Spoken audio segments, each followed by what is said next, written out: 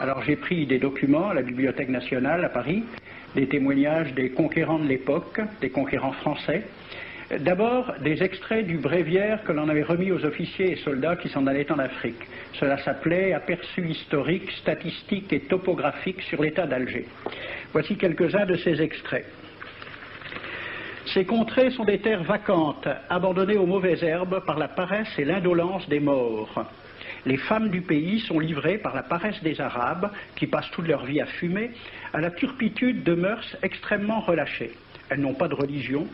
Beaucoup doutent qu'elles aient une âme immortelle et croient qu'elles ne sont faites que pour la reproduction. Le climat aidant, les femmes sont nécessairement disposées au plaisir. Alors, allez-y, des terres vacantes et des femmes consentantes qui n'attendent que les soldats français. Et puis, à côté, j'ai vu d'autres documents qui marquent l'étonnement des officiers français qui débarquaient en Afrique. C'est Campagne d'Afrique en 1830 par un officier du corps expéditionnaire. Cette terre, qu'on avait présentée comme sauvage et inhabitée, est couverte de jolies maisons de campagne entourées de jardins.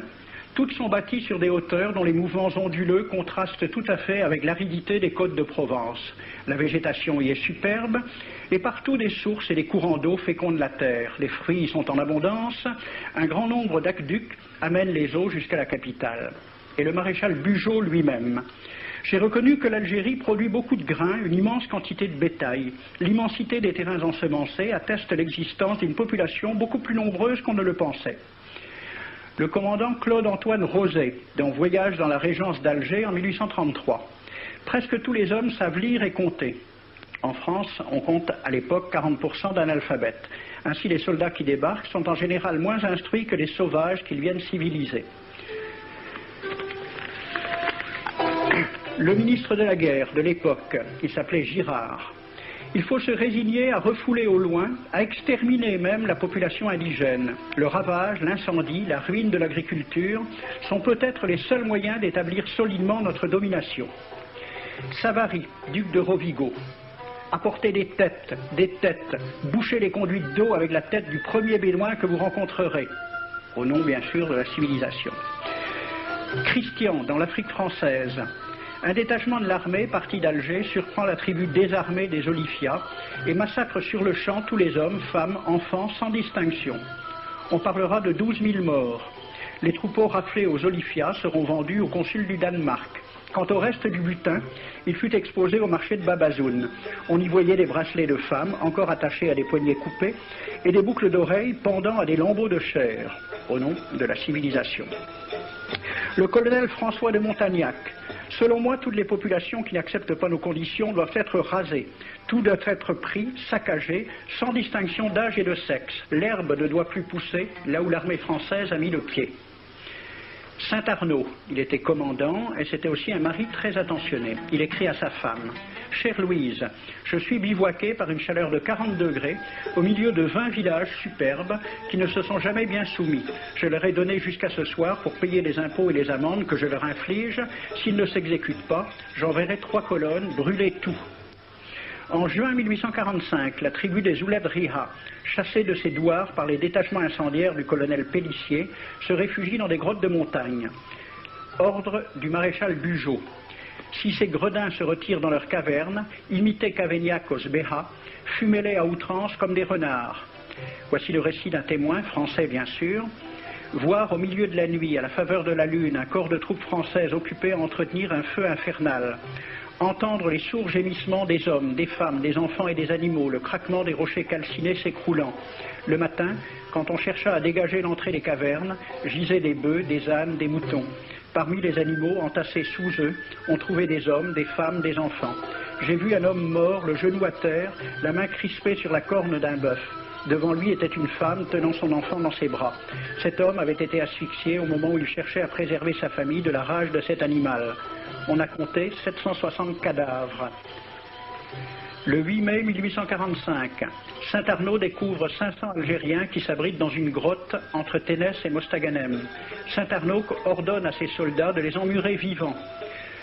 Il écrit « Je fais boucher hermétiquement toutes les issues et je fais un vaste cimetière. La terre couvrira à jamais les cadavres de ces fanatiques. » C'est à peu près ce qu'ont dit les Allemands en massacrant le village d'Oradour-sur-Glane. Montagnac, toujours lui, le colonel. Voilà comment il faut faire la guerre aux Arabes. Tuer tous les hommes jusqu'à l'âge de 15 ans.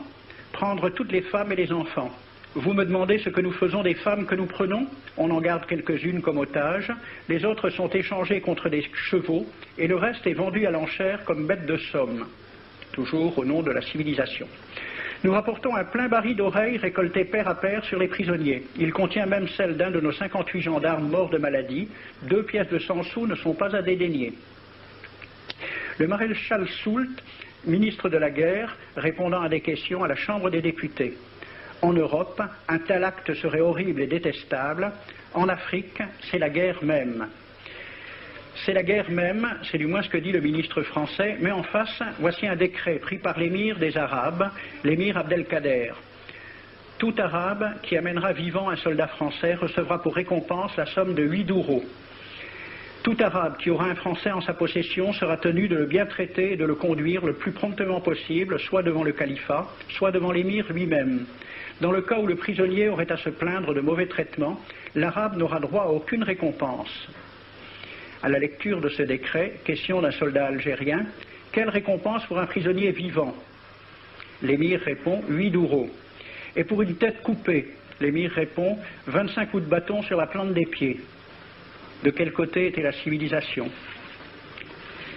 J'ai donc fait ce film avec les citations et des dessins et gravures qui étaient à la Bibliothèque nationale à Paris, et j'ai proposé le film à la Ligue de l'enseignement pour qu'il soit projeté dans les lycées et collèges de France et de Navarre. La Ligue de l'enseignement l'a refusé avec cette appréciation. Quoique très correctement réalisé et basé sur des documents indiscutables, ce film va à l'encontre de toutes les idées qui servent de base à l'enseignement de la pénétration française en Afrique du Nord, ce qui rend sa diffusion impossible. C'était reconnaître que l'enseignement n'avait pas pour but l'éducation, c'est-à-dire l'ouverture vers la réalité, mais l'endoctrinement au service d'une idée politique.